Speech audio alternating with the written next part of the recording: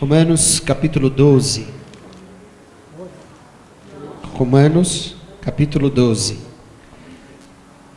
Livro que o apóstolo Paulo escreveu aos Romanos, capítulo 12.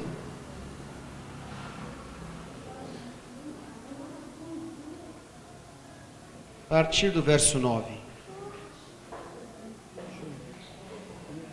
Diz assim: o amor seja não fingido, aborrecei o mal e apegai-vos ao bem. Amai-vos cordialmente uns aos outros com amor fraternal, preferindo-vos em honra uns aos outros. Não sejais vagarosos no cuidado, sede fervorosos no espírito, servindo ao Senhor. Alegrai-vos na esperança, sede pacientes na tribulação, perseverai na oração, comunicai com os santos nas suas necessidades, segui a hospitalidade, abençoai aos que vos perseguem, abençoai e não amaldiçoais. Alegrai-vos com os que se alegram e chorai com os que choram. Sede unânimes entre vós. Não ambicioneis coisas altas, mas acomodai-vos aos humildes. Não sejais sábios em vós mesmos. A ninguém torneis mal por mal. Procurai as coisas honestas perante todos os homens. Se for possível, quando estiver em vós, tende paz com todos os homens. Não vos vingueis a vós mesmos, amados, mas dai lugar à ira, porque está escrito: minha é a vingança, eu recompensarei, diz o Senhor. Portanto, se o teu inimigo tiver fome, dá-lhe de comer, se tiver sede, dá-lhe de beber, porque fazendo isto, amontoarás brasas de fogo sobre a sua cabeça. Não te deixes vencer do mal, mas vence o mal com o bem. Amém? Amém. Podemos assentar.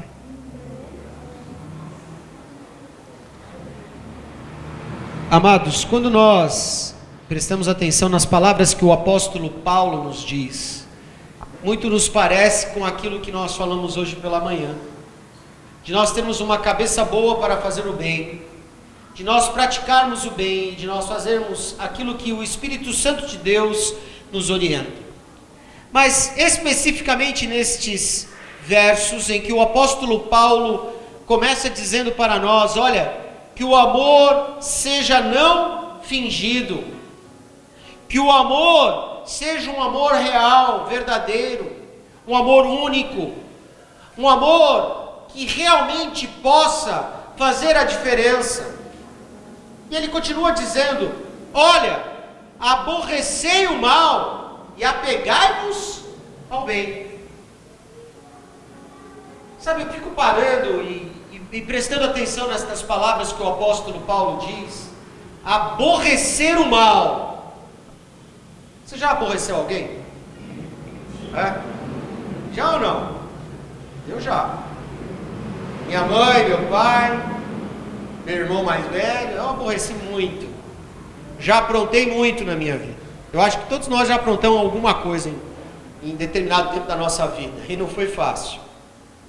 E aí eu fico imaginando como Deus é bom. Por que Deus é bom? Porque eu acredito que eu já passei a fase da colheita da época que eu aborreci eles.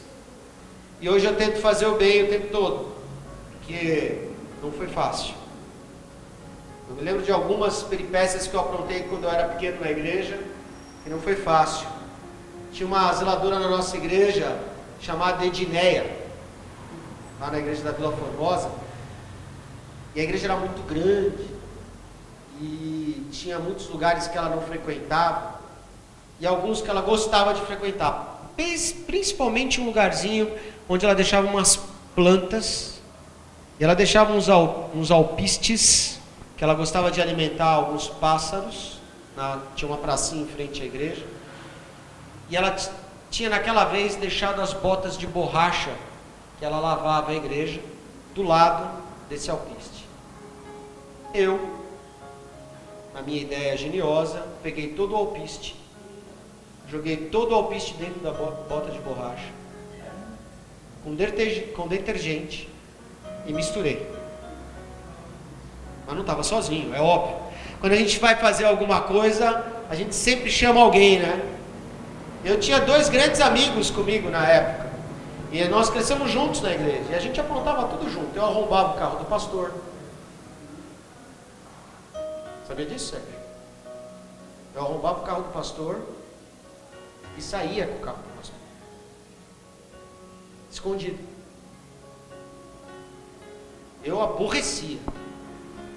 E para piorar, eu fiquei esperando, escondido atrás de uma parede, para ver o momento em que ela ia pisar dentro da borracha, da bota de borracha. E ela pisou. Amados, eu nunca vi aquela mulher tão brava na minha vida. Mas eu sei que depois de muitos anos, eu comecei a entender que tudo aquilo, tudo bem que era coisa de criança, mas eu aborrecia. Eu pedi perdão para ela. Eu agradeci a Deus pela vida dela, porque, amados, se não fosse ela e o marido dela, quantas vezes nós não tomamos bronca na igreja para a gente prestar atenção no culto, para prestar atenção nas coisas que a gente tinha que fazer. E ela faleceu, eu senti bastante. Talvez, acho que remorso de ter aprontado, porque eu aprontei muito na igreja. Eu aborreci muito, muitas vezes. E quando eu paro para pensar o que o apóstolo Paulo diz, aborrecei o mal, eu penso no contrário. No contrário do que eu fui um dia. Do contrário do que eu aprontei um dia. Do contrário do que eu era antes de conhecer Cristo.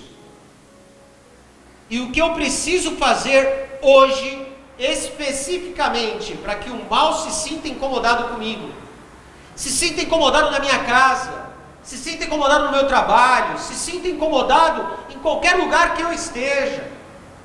Porque sabe, amados, hoje, se a gente não tem luta, se a gente não tem provação, se a gente não tem nada contra nós, é porque nós não estamos aborrecendo o mal. Não estamos praticando o bem. O mundo jaz no maligno. O mundo jaz no maligno. Ele está perdido. Mas eu não posso me perder com ele. Eu não posso entender que eu tenha que praticar as mesmas coisas, as mesmas falácias que as outras pessoas fazem lá fora. E aí eu quero que você preste atenção nas palavras do apóstolo Paulo. E ele começa dizendo a partir do verso 10: amai-vos cordialmente uns aos outros com amor fraternal, preferindo-vos em honra uns aos outros. Amai-vos cordialmente. Você já parou para pensar o que é ser cordial? O que é ser uma pessoa fraternal? É uma pessoa amorosa mesmo, aquela que abraça, que se preocupa, aquela que realmente dá honra às outras pessoas. E amados, eu lhe pergunto, é assim que nós estamos vivendo hoje? Será que nós estamos amando dessa maneira? Será que nós estamos praticando isso que o apóstolo Paulo fala? Ou somos pessoas rudes, duras, intempestivas, que só pratica e fala o mal? Aborrecer o mal é o contrário, amados. É isso que o apóstolo Paulo está começando a dizer para nós. Ame cordialmente, ame uns aos outros. Não estou dizendo que amar também não é corrigir. Amar corrige. Amar instrui. Amar ensina. E às vezes o ensinamento é duro. E pode parecer que seja algo ruim. Não é.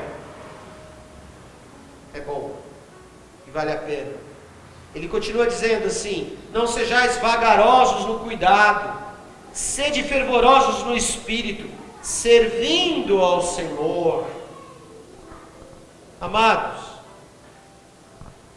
está na hora de você sair deste momento de conforto, essa zona de conforto em que nós entramos.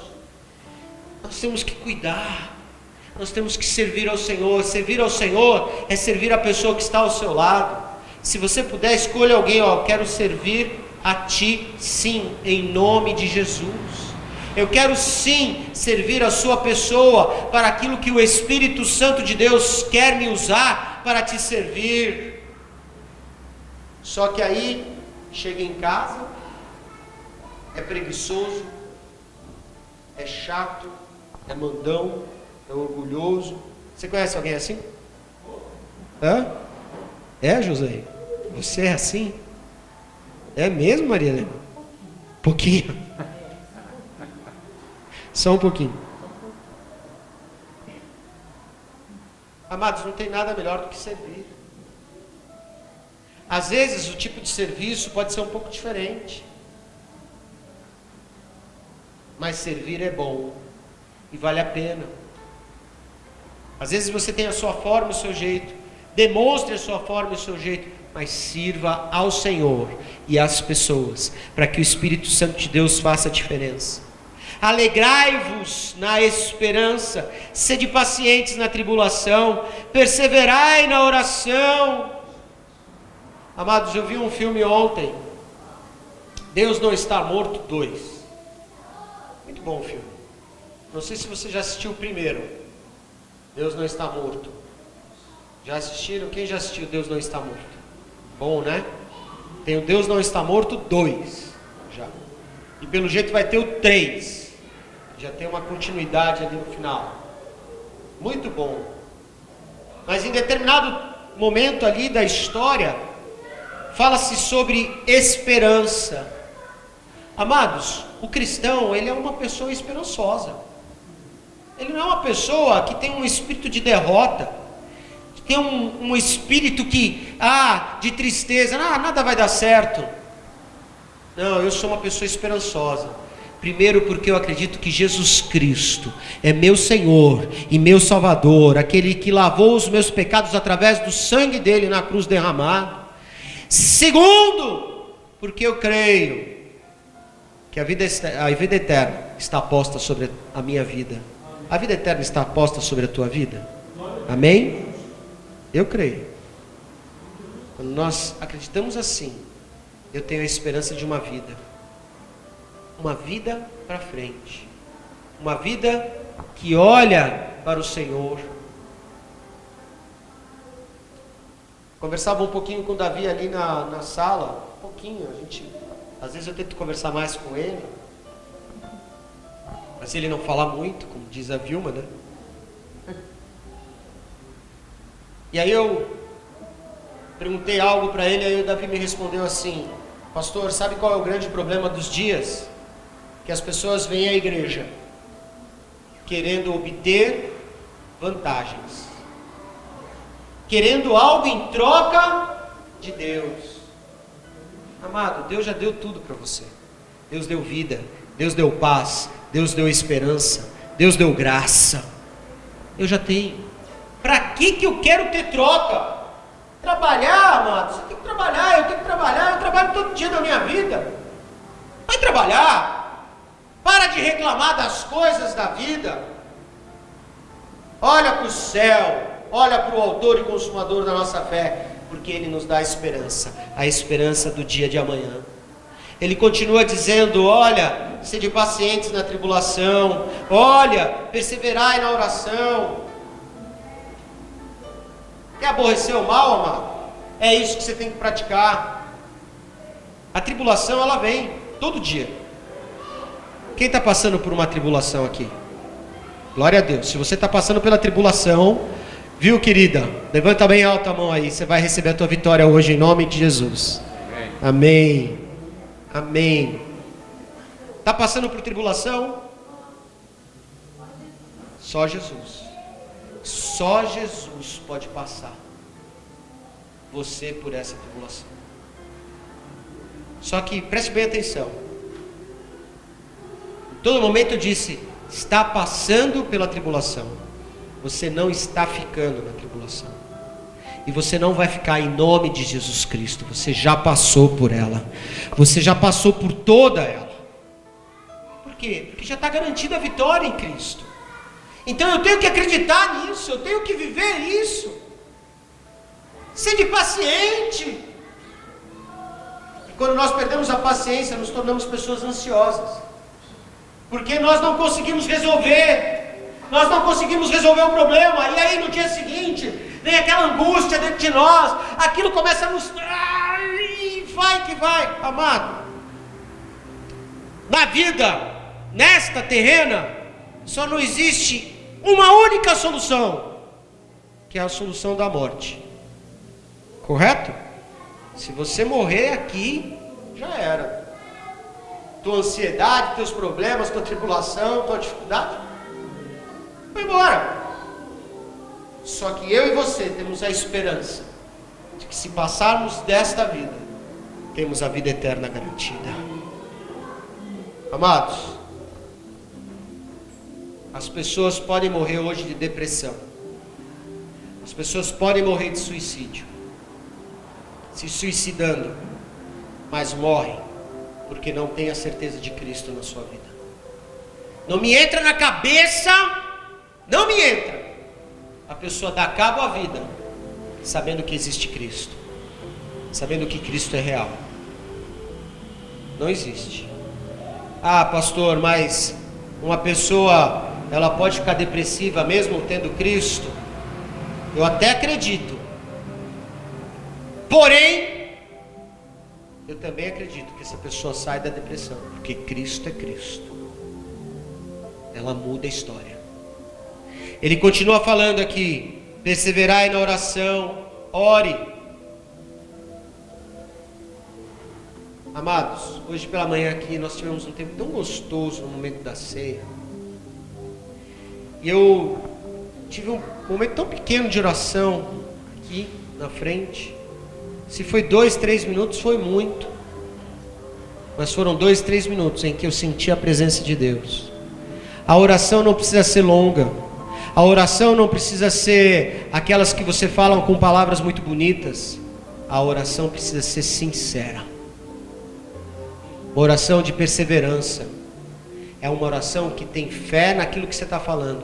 Hoje, eu oro pela sua vida e profetizo que a tua semana será diferente no nome de Jesus Cristo. Amém.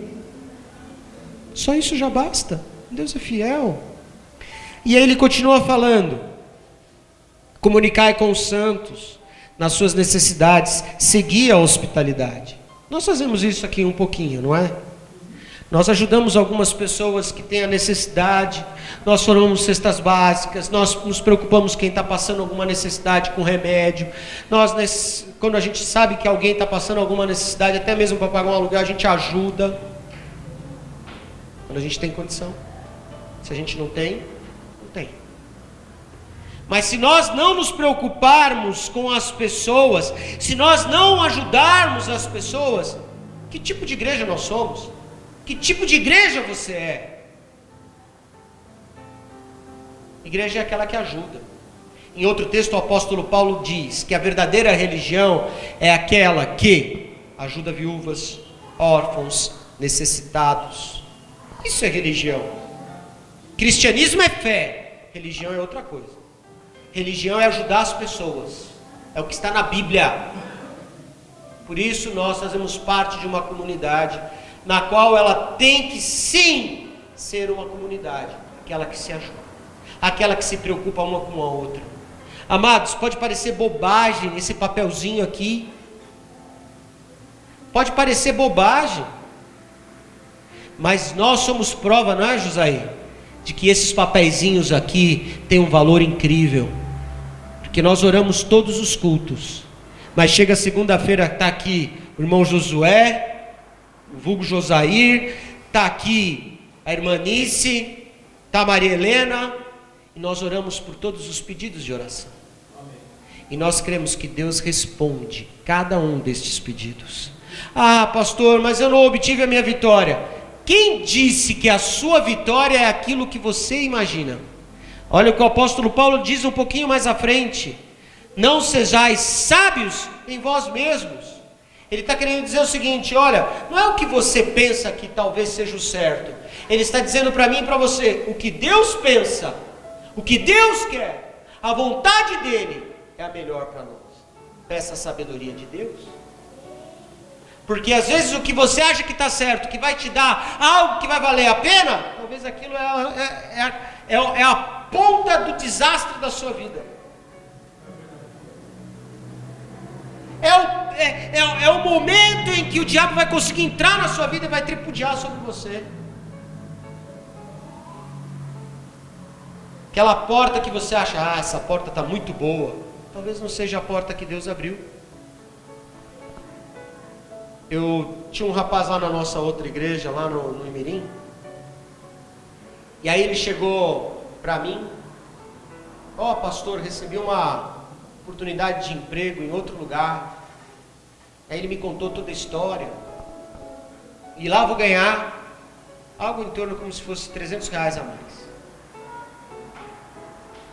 Aí eu falei para ele, olha, a outra empresa é uma empresa menor, não sei qual é a possibilidade de crescimento que você vai ter nela, mas na empresa que você está hoje, é uma empresa de grande porte, ela investe nos seus funcionários. Talvez você ganhe menos hoje, mas se você plantar hoje, pode ser que você colha bem no futuro. Talvez essa porta que está sendo aberta não seja uma porta de Deus. Porque às vezes aos nossos olhos um pouquinho a mais parece que é bom, não é? E às vezes não é. E aí eu sei que ele ficou. Hoje ele está muito bem na empresa dele. Continua firme, forte. E foi subindo de posição. E ele já falou para mim assim, obrigado por aquela sua orientação. Eu falei, não foi minha. Deus é quem orienta. Às vezes a gente acha que o melhor é um pouquinho a mais. Preste atenção que eu vou te ensinar nessa noite. O bom, o diabo te entrega. Mas o excelente é só Deus quem entrega. Porque a excelência vem de Deus. O bom até o diabo faz. Até o diabo faz o bom. Mas excelência, só Deus.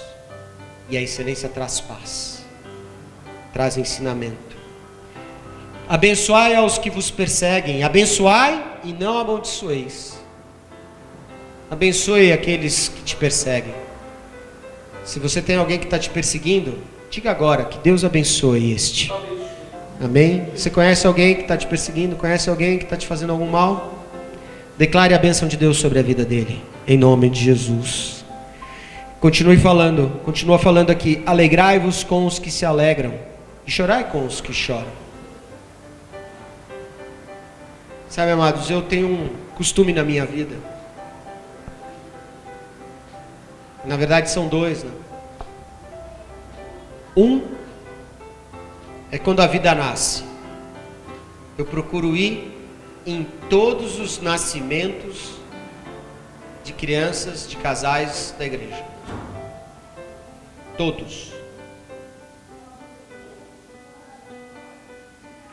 Desde que eu estou como pastor eu faço isso. O último foi o Tony. Eu fui lá, é uma benção. Não é uma alegria a gente ver uma criança nascer? É fora de série, amados, não tem preço. Mas também eu costumo ir no momento mais difícil, quando a gente perde alguém, que é o ofício fúnebre.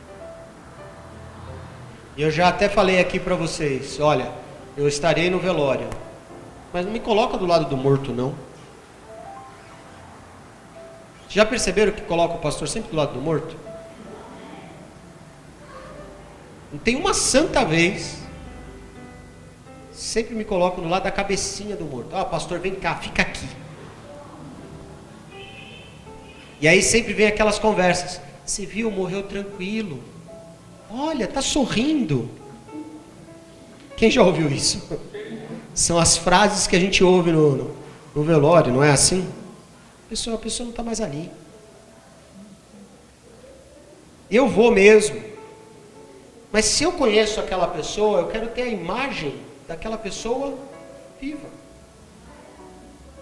Sorrindo para mim. Se alegrando. Não estou dizendo que eu não quero ir, amados. Eu vou. porque é a oportunidade que a gente tem para falar de Jesus. As pessoas estão sensíveis, e eu faço isso também, mas é o momento de a gente chorar junto.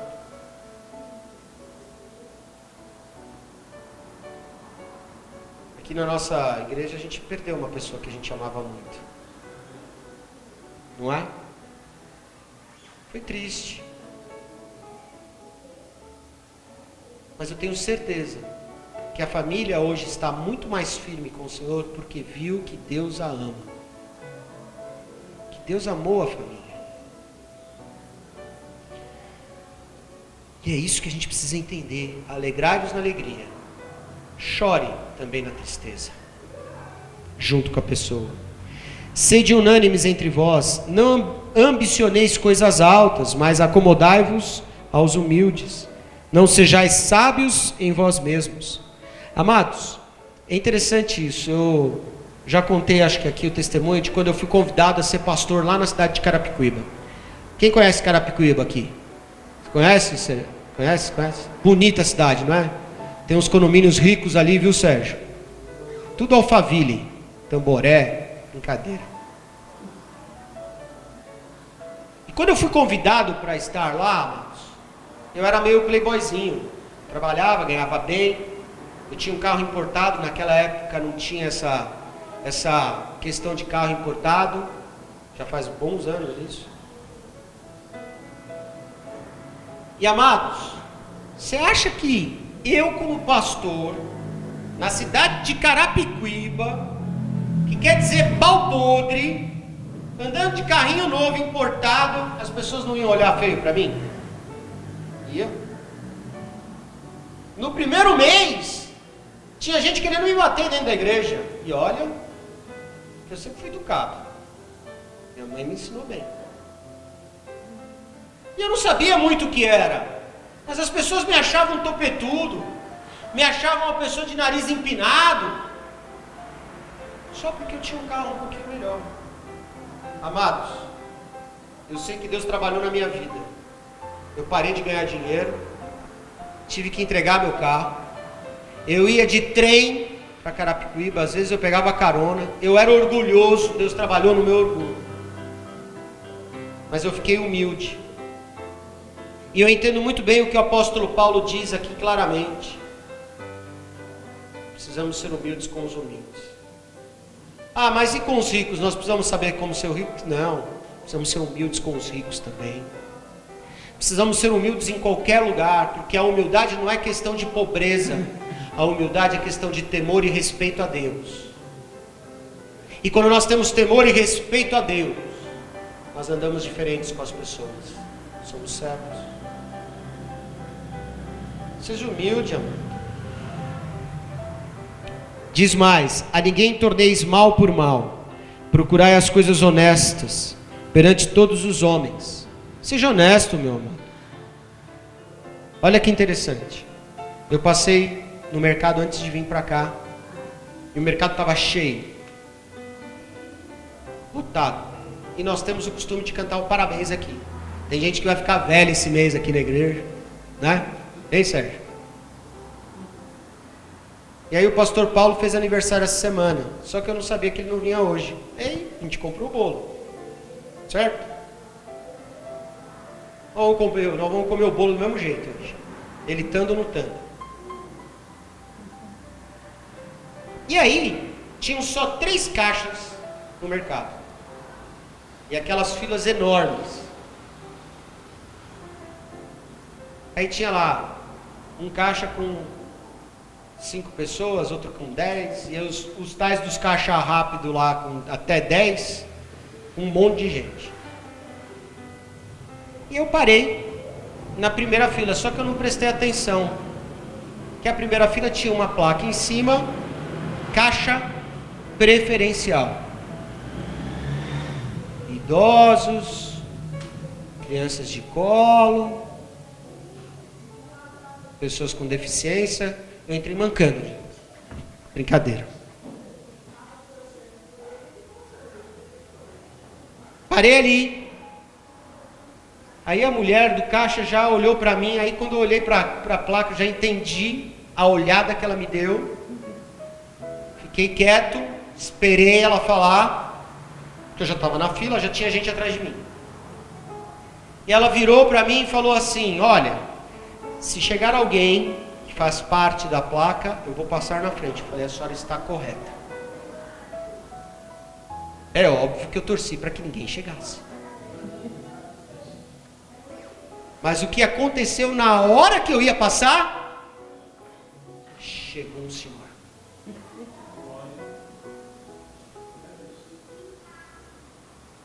Aí o senhor virou para mim: não, pode passar, você só está com o bolo e com a coca na mão. Pode passar. Eu falei: não, senhor.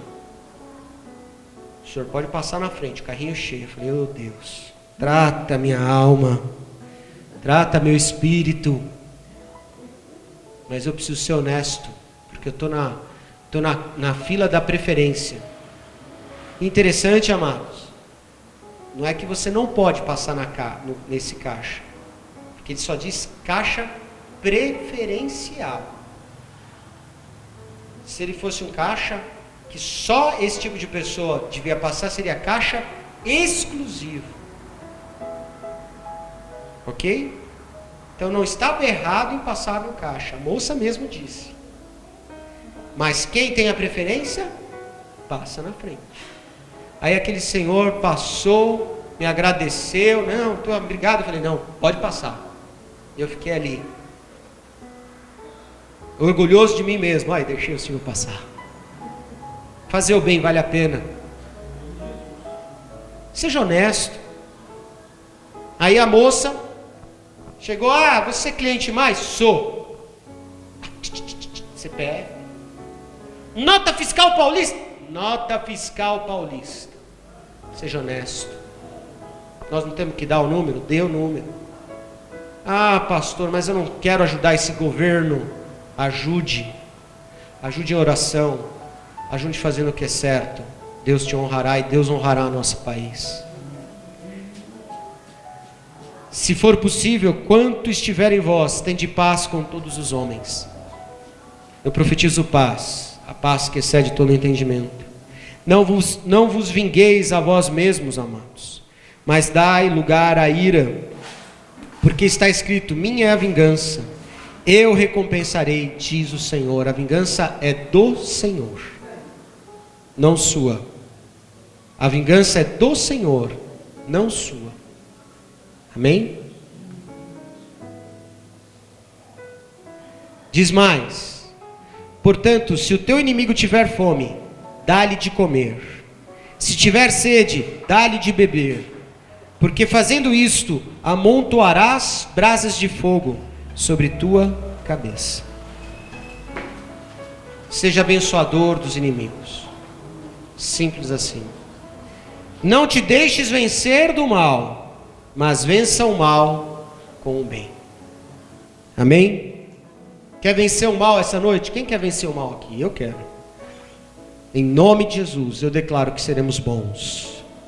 E que todo mal seja destruído pelo bem que nós vamos fazer. Bem às pessoas, bem à nossa casa, bem à família, bem ao trabalho, bem àqueles que necessitam. E eu creio que o mal cairá por terra em nome de Jesus Cristo. Quem crê, diz amém.